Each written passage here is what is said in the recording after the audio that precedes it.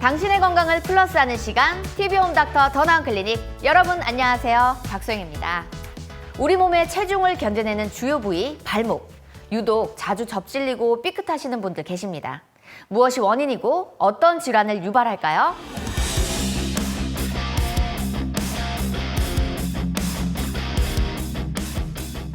어머, 선생님 언제 오셨습니까? 네, 방금 왔습니다. 아, 방금 오셨군요. 아니, 오늘 사진에서 본 것만큼 지금 너무 멋지십니다. 별 말씀을. 네. 오늘 선생님과 함께할 주제 발목 건강입니다. 발목을 주제로 어떤 이야기를 나눠볼까요?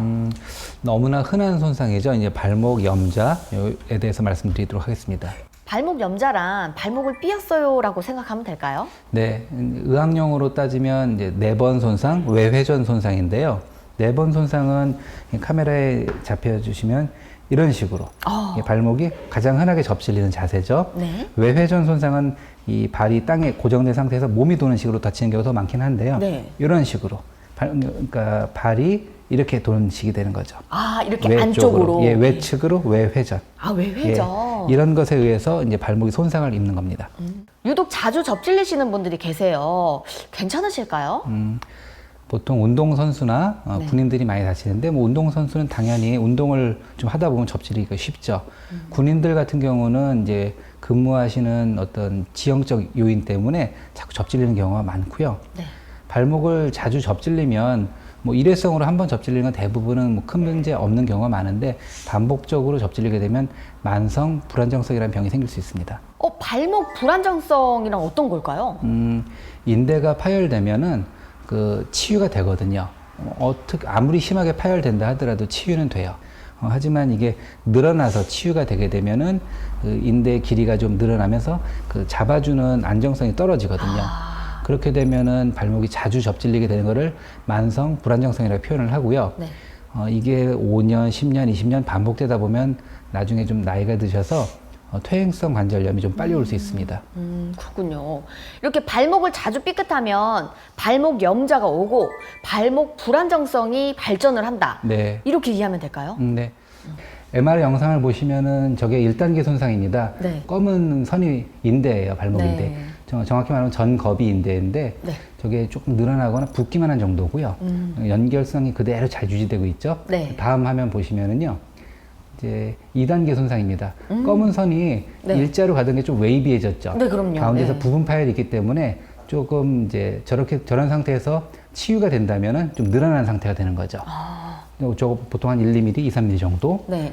이건 완전 파열입니다. 보시면 그래서 검은 게 완전 위치가 바뀌었죠, 이제. 그죠. 아예 바뀌어버렸네요. 약간 사선으로 가던 게 위로 쓴 것처럼. 네. 저런 경우에는 치유가 되더라도 치유가 안 될 수도 있고, 치유가 된다 하더라도 저것보다 이전보다 더 늘어나서 낫게 되죠. 그렇죠. 그러면은 이제 잡아주는 구속력이 넓어져 버리니까 헐렁해지죠, 발목이. 그러니까 더 자주 접질릴 수 있겠네요. 그래서 어떤 사소한 동작에서 인대가 잡아주질 못하니까 자꾸 삐끗하는 일이 발생하는 걸 그 만성 불안정성을 표현합니다. 이렇게 발목을 접질렀을 때 타격을 받는 그 손상 부위는 어디일까요? 네. 그 사진을 보시면은 인대가 발목에 3개가 있거든요. 근데 이 중에서 전겁이 인대하고 종비 인대가 가장 많이 손상을 받고, 후겁이 인대는 좀 탄탄해서 잘 손상을 안 받습니다. 저 인대는 보통 한 8mm 정도 되고요. 네. 폭이. 두께는 굉장히 얇아요. 한 1, 2mm 정도로. 그래서 쉽게 다칠 수 있는 구조물이죠. 이렇게 발목 염좌로 인한 손상이라면 네. 인대가 찢어졌다와 같은 의미일까요? 아까 말씀드렸던 것처럼 MRI상 약간 뭐 늘어나기만 하고 이런 것은 이제 염좌라고 표현을 하고요. 인대 파열인 경우는 진짜 말 그대로 끊어지는 거예요. 네. 수술 영상을 보시면은 저 잡고 있는 게 인대가 끊어진 양 끝단입니다. 어머머, 딱 끊어진 게 느껴지네요. 예, 저기 끊어진 거죠. 저것이 이제 이렇게 잡고 흔드는 게 인대고, 완전히 파열되는 건 저런 양상인 거죠. 예. 파열되면 아예 저렇게 끊어져서. 실제로 저 사이에 공간이 있는 거죠. 갭이 있는 거죠. 네. 그러니까 저만큼 늘어나는 것이고요. 그렇군요. 이렇게 발목 인대가 손상되었을 경우 네. 어떤 증상을 동반하게 될까요? 붓고요. 안에서 출혈이 있기 때문에 저기 압통도 심합니다. 그리고 심한 경우, 보통은 완전 파열인 경우는 보행을 못하는 경우가 많죠. 보행까지 못할 정도로 네네. 되나요? 보행이 어렵다면 네. 심각한 상황으로 봐야겠네요. 처음에는 근데 다 아파요. 그쵸. 접질려 직후. 조금만 삐끗해도 아픈데. 예, 직후에는 그래서 이게 완전 파열인지 부분 파열인지, 그리고 아주 극 초기에는 아직 다 붓지도 않았기 때문에 감별이 안 되고요. 보통은 깁스하고 약 드시고 한 5일, 최소한 5일 정도 지켜봅니다. 아, 붓기를 가라앉힌 뒤에 네네. 수술을 하나요? 그래서 아니, 수술이 아니고 이제 진단을 하기 위해서. 아, 네네네. 근데 5일 후에도 여전히 많이 부어 있다면, 그리고 많이 아파하고 못 걷는다면 완전 파열일 가능성, 즉 심각할 가능성이 있는 거죠. 예. 발목 염자, 이런 행동은 위험하다. 염자를 일으키는 특정 상황들이 있을까요? 달리는 동작이 많이 좀 발생하고요. 축구, 농구, 뭐 족구 이런 거. 네. 그다음에 순간적으로 힘을 좀 써야 되는 운동들 이런 경우에도 발목 염자 손상이 자주 발생합니다. 병원에서 진단은 어떻게 내려지게 되는 걸까요? 이제 딱 보면은 많이 부어 있고 아까 말씀드린 대로 그 각각의 인대 부위를 손으로 눌러 보거든요. 거기서 많이 아파하시면 압통이 있다고 판단을 합니다. 그리고 이제 먼저 엑스레이 검사를 해요. 엑스레이 검사를 통해서 골절이 있는지 감별 진단을 해야 되거든요. 네. 그리고 이제 만약 파열이 있다면 저 왼쪽에 있는 사진이 이제 정상입니다. 이 왼쪽 발목 정상. 관절이 간격이 유지가 잘 되고 있는데 네. 오른쪽 사진 같은 경우 뭐 이게 발목을 자꾸 이렇게 틀어보는 검사거든요. 네. 그러면 그 위에 네모난 뼈가 공간이 확 열리는 것이 보이죠. 네. 그래서 저런 식으로 인대 파열이 좀 심하구나 간접적으로 유추를 할 수 있고요. 그리고 네. 정확하게 진단하기 위해서는 MRI 검사를 합니다. 그렇다면 이 발목 염자 치료는 어떻게 진행이 될까요? 1단계나 2단계인 경우에는 아까도 말씀드렸지만 1단계는 거의 뭐 약간만 부은 정도이기 때문에 보조기나 아니면 좀 안정 약물 치료 이런 식으로 치료를 하고요. 2단계부터는 보통은 통깁스 치료를 많이 합니다.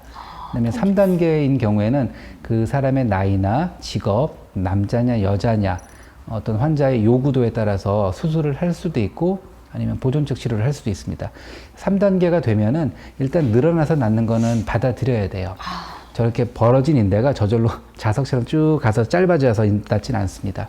늘어진 인대는 다시 복구되기가 좀 힘들겠네요. 그렇죠. 불가능하죠. 하지만 늘어나서 낫는다 하더라도 못 걷는 건 아니에요. 걷는 데는 지장이 없어요.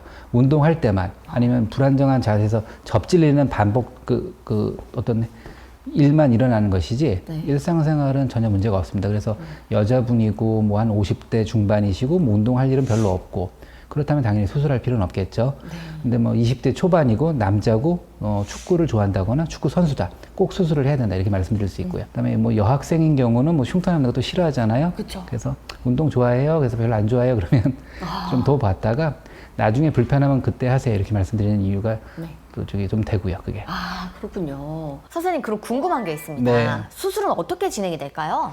급성기와 만성기로 나눠서 생각할 수 있는데요. 급성기에는 아직 인대가 저기 다 파열된 게 보이잖아요. 그래서 그냥 직접 봉합이 가능합니다. 하지만 만성기가 되면은 이제 늘어나서 나은 상태를 말씀드렸잖아요. 네. 만성 불안정성이 된 거죠. 그때는 늘어난 인대를 가운데서 끊어야 돼요.